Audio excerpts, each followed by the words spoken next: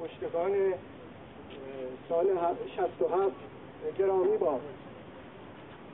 درود بر یاران و درود بر آزادی. یاد تمام جانباختگان راه آزادی. یاد تمام جانباختگان راه آزادی. نه میبخشیم، نه فراموشیم.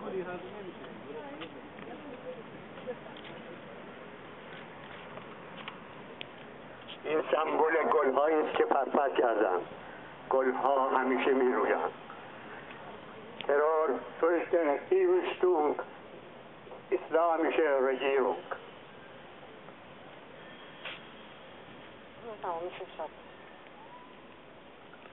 زندانیان سیاسی را آزاد کنین، اعدام‌ها را متوقف کنید. نه این بر جمهوری اسلامی. زنده باد آزادی. زنده باد آزادی. از زمان مشروطیت تا امروز 107 سال میگذره.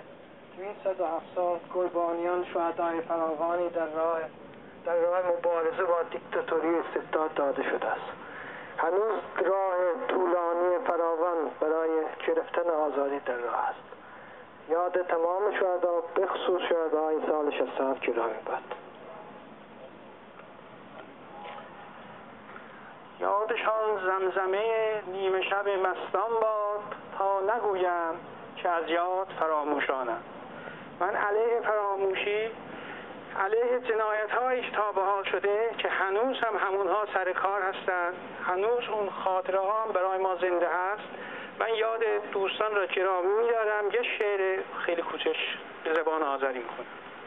خبر geldi beş on güllendiler.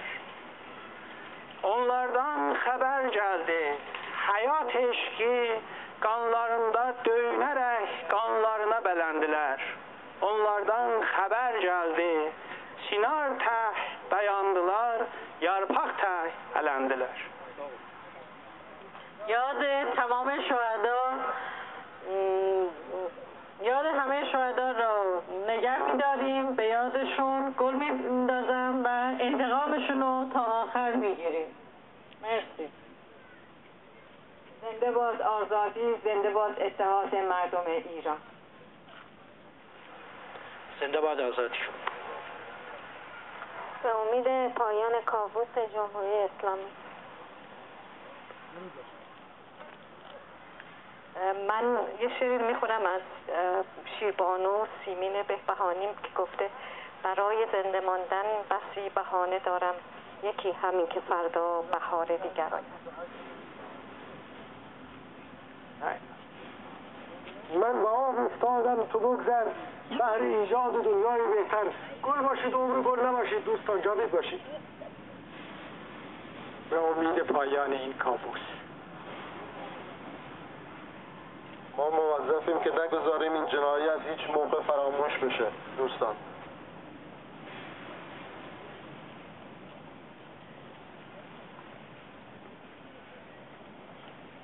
یاد شهدای سال 67 گذشته با زنجیر استبداد برقرار با سکولار دموکراسی در ایران. یاد جانباختگان در آرزوی صلح دموکراسی و به امید اینکه کشتار به بخشی از تاریخ تکرار ناپذیر بشر تبدیل شد. به آشتی و آزادی.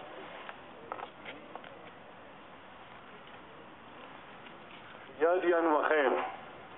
امیدوارم که همه نبینیم و حکومت پایانی بیاد انشاءالله.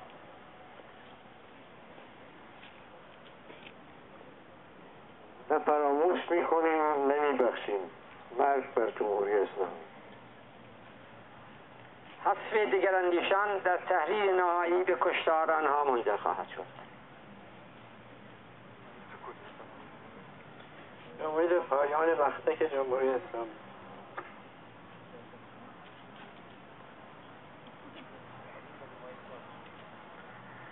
اونهایی که 25 سال پیش قتل عام شدند هرگز فراموش نمیشند و اونهایی که این جنایت رو مرتکب شدند رسوای تاریخ باقی خواهند ماند.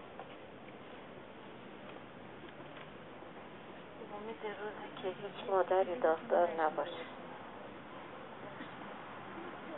نه میبخشیم نه فراموش میکنیم. تاریخ حکم خودشو داده، یاد همشون گرامی باد. Nieder mit allen diktatorischen Regimen. Für die Freiheit, für die Menschenrechte, für ein menschenwürdiges Leben. به یاد تمامی جانباختگان راه آزادی. یاد همه شهدای جان.